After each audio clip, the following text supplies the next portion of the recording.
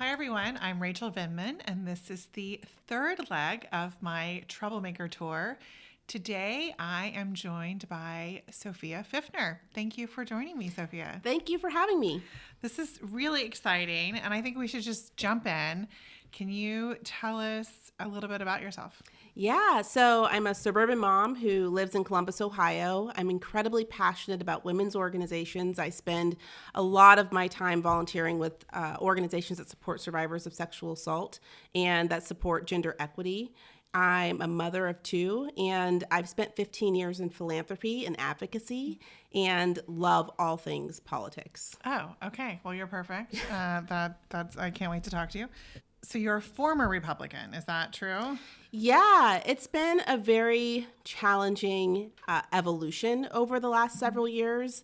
I would certainly say that the election of President or former President Trump definitely took a toll on my perception of the party and the direction that it was moving. Is there one thing sort of specifically that pushed you out of the party, or his election or something else? Yeah, I would say that the election in 2016, I was like a lot of really suburban women who I saw what was happening in our country in 2016. I was not happy with the conversations around women, around survivors of sexual assault, around immigrants. I was devastated the night after the election, or quite frankly, it was the morning after the election. Sure, yeah. It was awful. And then since then, I was really hopeful that perhaps I could understand where some of the MAGA Republicans were coming from. I really wanted to understand why they felt the way that they did. And so much so that I participated in a leadership program here in Columbus for Republican women because I wanted to speak with other Republicans and get a feel for why is this happening and how do we stop this progression of cultural intrusions that are happening in our lives every single day, and how do we start building conversations that are more inclusive.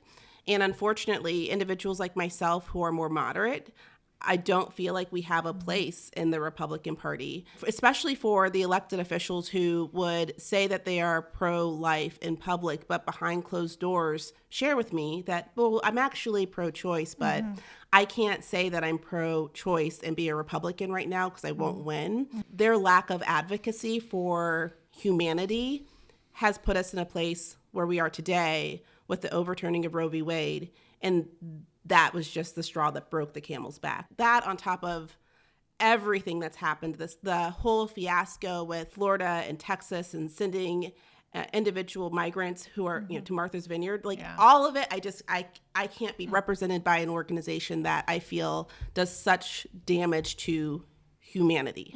Well, I completely agree with you. My husband and I attended a gala in May in D.C., and there were so many people, Republicans, who came up and said, "Oh, I admire you so much. Thank you for what you did. I mean, I don't say anything publicly, but thank you."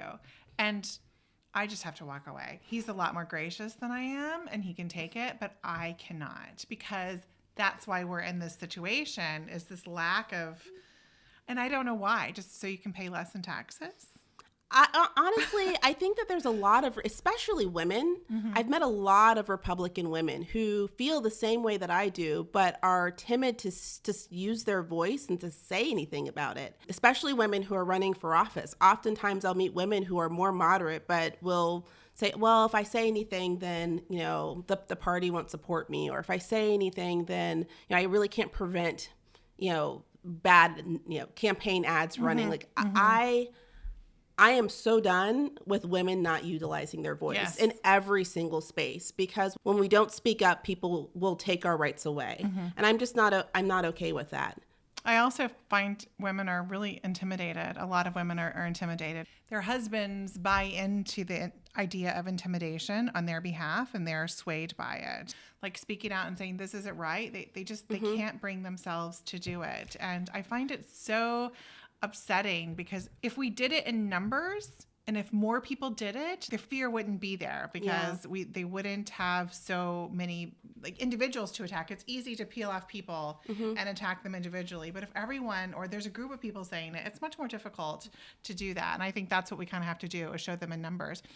I have a really good friend a really close friend of mine, Rena Shaw, and you remind me. So do you know Rena? Okay. Yeah. Okay, great. Because when I was reading about you, I immediately thought of her because you say haven't really embraced the Democratic Party. You're like a woman without a party. Yeah. And I like that. Can you talk a little bit about that? Yeah, I feel like I don't have a home. Sure. And I don't have a home because where our current system is, I feel like for both parties, whether you're a Republican or a Democrat, that if you are not 100% behind the party platform, then you cannot participate. If you are not 100% for every issue connected to women's rights or human rights or our economic policies, then you can't be part of this club. And as somebody who has always been a centrist, who's by nature diplomatic, it's very hard for me to perceive anything as black and white. That being said, if I had to make a choice between a party that wants to support humans, who wants to support the lived experience and the diverse experiences of everyday Americans, I'm going to choose that party. Sure. It's an easy choice.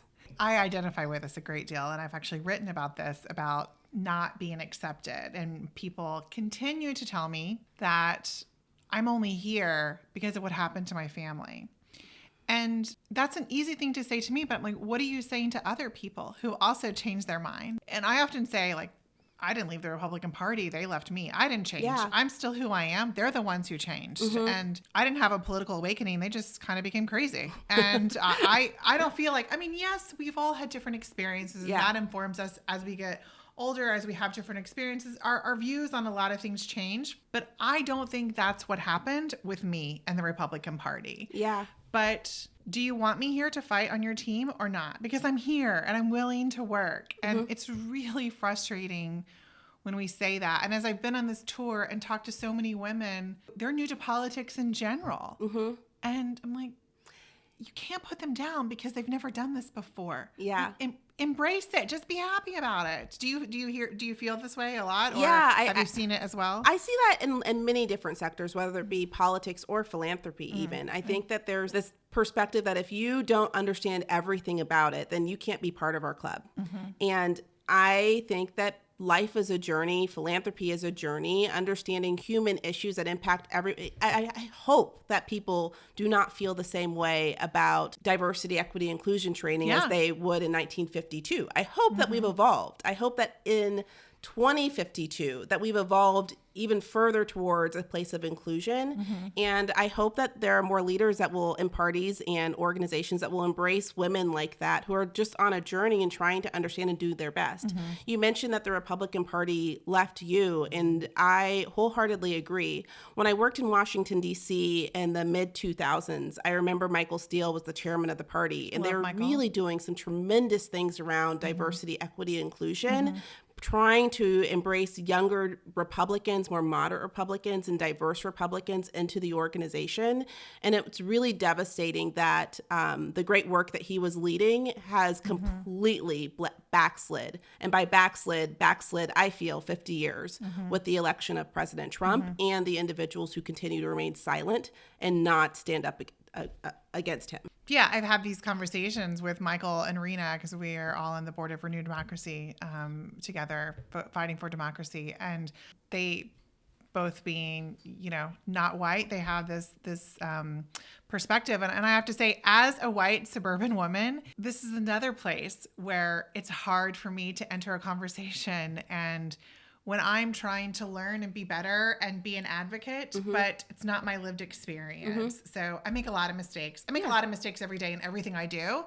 And I definitely make mistakes in places where it's new to me. And I have found, a little bit more grace for my learning curve with people who are willing to just accept that I'm new and answer my questions and not just say, what do you mean? Well, you've never done this. Why haven't you done it? And to that I would say, because I spent 2020 on my sofa and I saw some horrible videos and they changed my perception about everything. And I realized how much I needed to learn after already being on a journey of what had happened to us and our family. And I think that's part of our lived experience as getting older and having more experiences in life. just realizing there's more that we don't know, and there's always something else that we can learn about. And I love those people like Charlotte Clymer, who is an amazing trans woman and fights for trans rights, how she's so patient with people when they might say the wrong thing, and she patiently explains it. Like,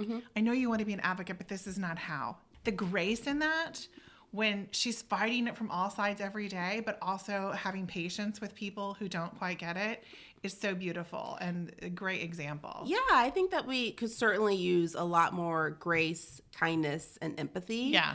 I hosted, along with Crystal Lett, with Red, White, and Blue, in my living room, a conversation for nearly 4 years with Republicans and Democrats, because we love talking about politics and what was going on in the country in 2016 through 2020.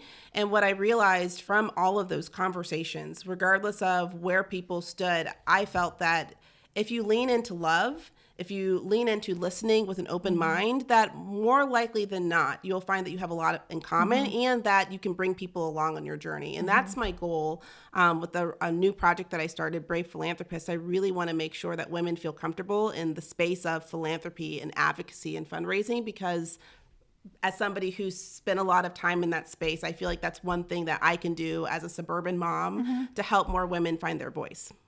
I think much like politics, philanthropy is a place where you don't have to be a multimillionaire trust fund recipient in order to participate in philanthropy. And you don't have to be a full-time advocate. A full-time activist, rather, to be involved in politics either. It doesn't have to be your whole life. And these are a lot of misconceptions, maybe even from sitcoms, who knows? But from places where we just get these crazy ideas, but that's not the way it has to be. You can do all these things and contribute to your community without it being and all the other things that we all have to do because we're super busy. So I do want to talk a little bit more about your advocacy as a sexual assault survivor and the work you do there. Yeah. So I was sexually assaulted nearly 20 years ago, and it took me a good 15 years to even be able to say that out loud without breaking down into tears. The 2016 election was really transformational for me because I realized that as somebody who had worked on Capitol Hill, who had spent a lot of time advocating for other issues, that I wasn't advocating for myself. There was actually this specific moment that I will never forget. It was the morning after the election. I was holding my firstborn child, Caroline, and I was sobbing, like the ugly cry, like snot coming down your nose, like sobbing. And I was sobbing because I was so upset about how I felt that my neighbors did not care about my lived experience. As a survivor of sexual assault, to have a president speak so terribly about women, about assaulting women, it just didn't sit well with me. So I made a promise to her that I would always do good that matters.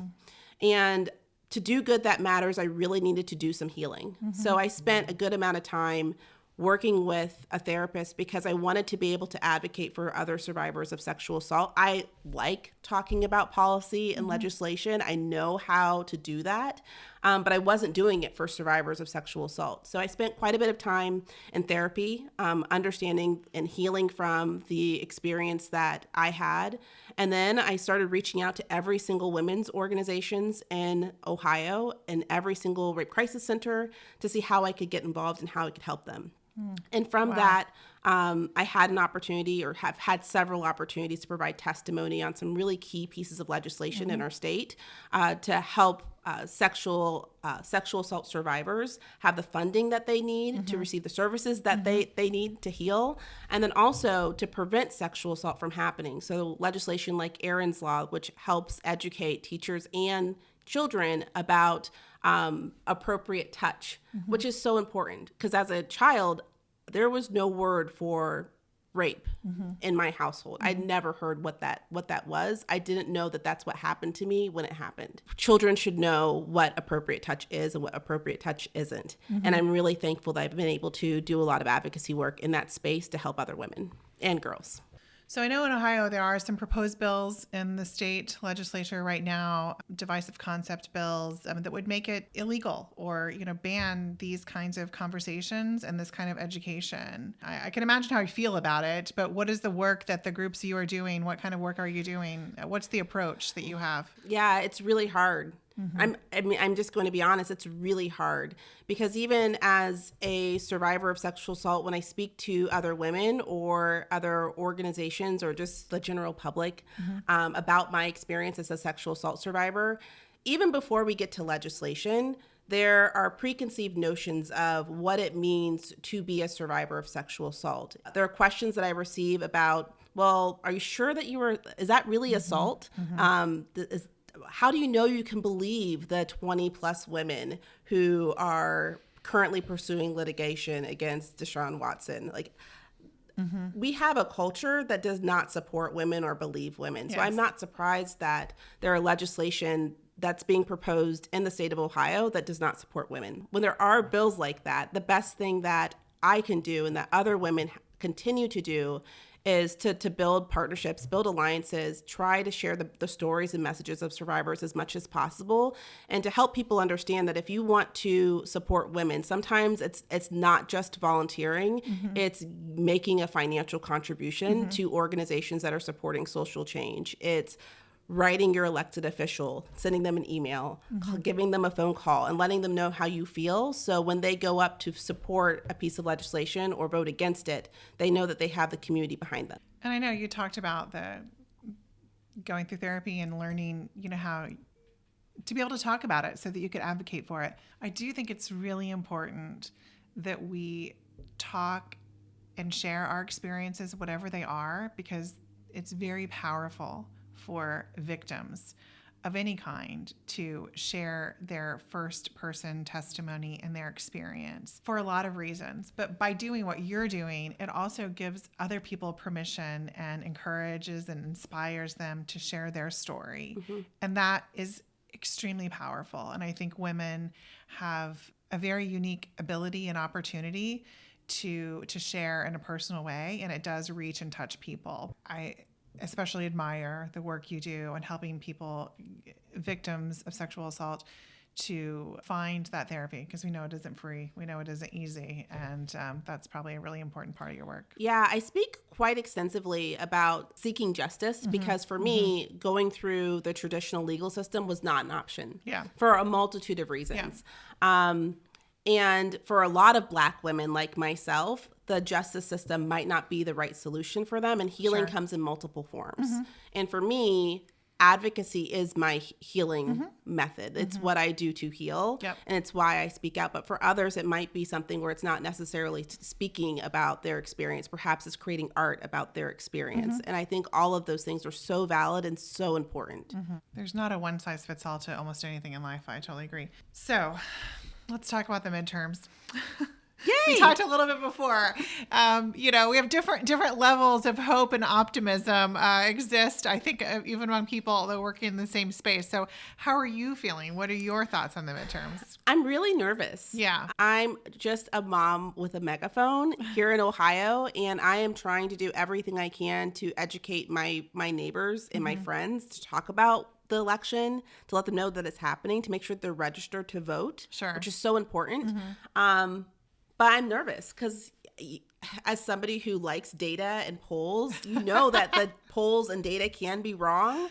And for Ohio, our Supreme Court candidates, I mean, that's going to completely transform. Yes, that's what I've learned about Ohio. Yes. And so I'm nervous because I feel like those are the types of races that don't get the attention that they deserve, but are so critical. And they're very misunderstood. People don't understand it. But when we were at the event last night, I was telling someone, what's really weird is I'm originally from Oklahoma, and one of the biggest races, always state races in Oklahoma, is for state school board superintendent. Never in all the places we've lived with the military does anyone ever talk about this race. And it's very strange, but in different places, like different races will get more attention than others, and some are completely buried, and no matter what you do, you can't elevate it, even though it's a very important race. So this idea of the Ohio Supreme Court and like what you have the opportunity to do here is huge. But it takes a level of education, and part of education for a lot of people is just admitting that you don't know something. Yeah, and that's okay. Yeah, it's totally okay. But I think some people are embarrassed. I'm embarrassed a lot of times when I don't know something. I'll try to look it up online maybe, or, you know, before I ask someone so I don't sound like an idiot. But we've got to get over that because, like, just, dude, there's too much on the line. So put your pride in your handbag, and maybe it's cute. And then you got to go and find out what you need to know to save whatever it is, you know, because it's different things in different places. But what are the issues that you're hearing most, like, from your friends and neighbors and acquaintances that are really on their heart the most? Yeah, you know, well, I live in a bubble of people who are really passionate about women's rights and well, that's good fair for the elections, Ohio Supreme Court, which is great. But it concerns me because I live in a neighborhood where, in my friend group of probably 20 women, I'm probably the only person who is constantly talking about what's happening in our state house or what's happening in our current election cycle, and that's concerning to me because I worry that you know, my next door neighbors are not paying attention and will not vote for every single candidate who is running, might only vote for the large names that they're familiar with because they're TV campaigns, and not vote for some of the really critical positions where they live or where we live that really have a huge impact on how we live our lives.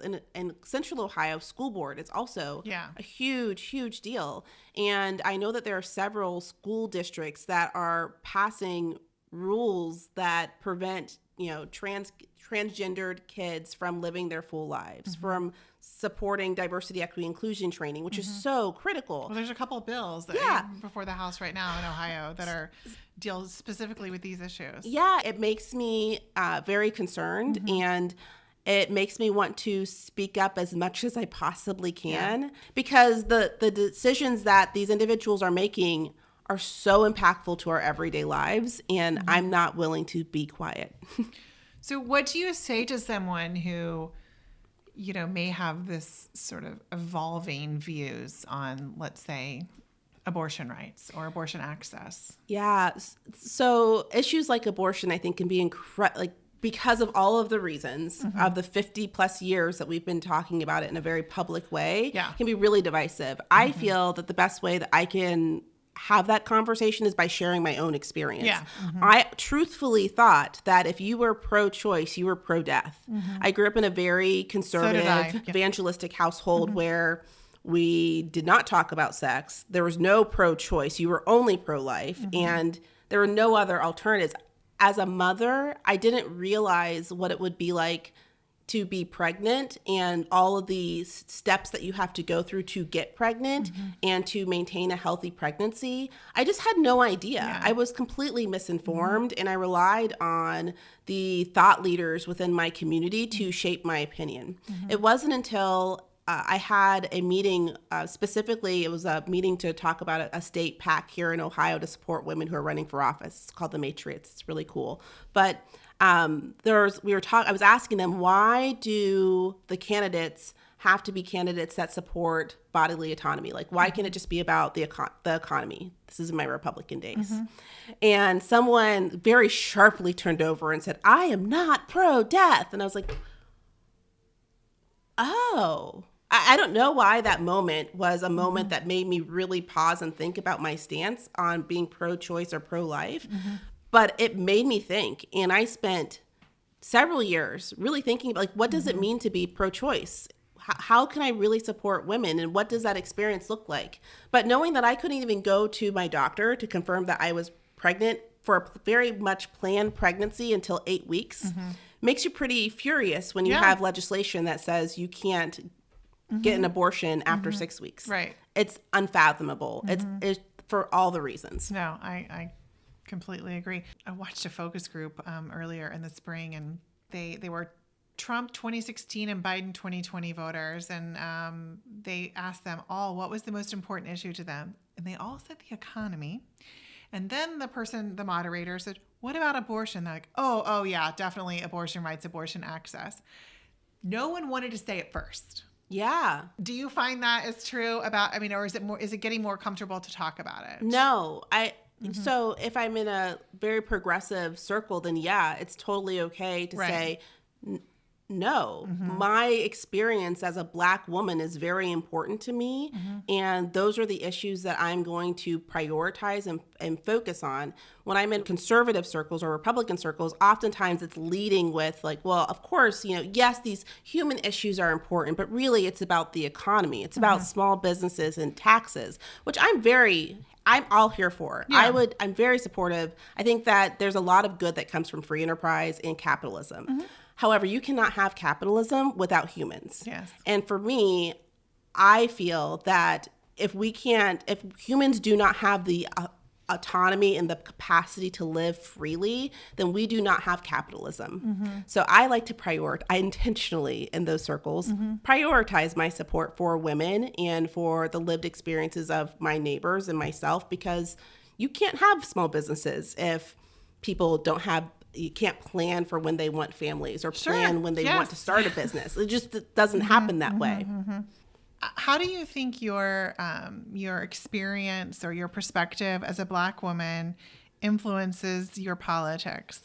If you would have asked me 10 years ago, I probably would have said it doesn't influence it at all.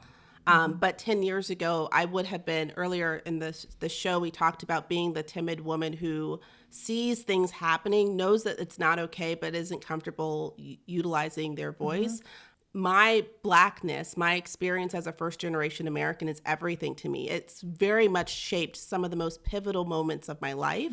And it is front and center in everything that I do because I don't have a choice. Yeah.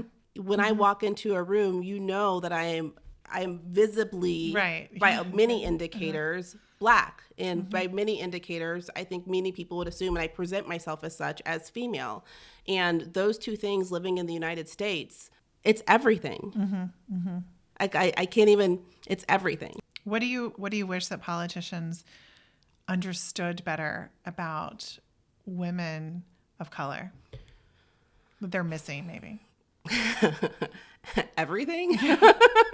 not all elected officials. I think that for the thing that I really appreciate about spaces that value diversity, equity, and inclusion is that no one's going to get it right or perfect all the time. I don't get it right or perfect all the time.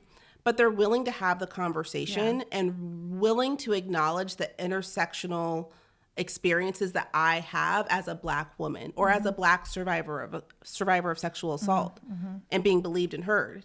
So I wish that more elected officials would approach any policy that they're looking at with an intersectional lens. And if they are not from that community, then invite those individuals to the table to make sure that when we're shaping policy that can truly support the communities that you're representing and understand the ripple effect that it might have on neighboring communities as well. Thank you so much for having this conversation with me. I just have one more question, and I don't know if you're allowed to speak on this, but is Ohio some sort of like witness protection program for people who formerly worked in D.C.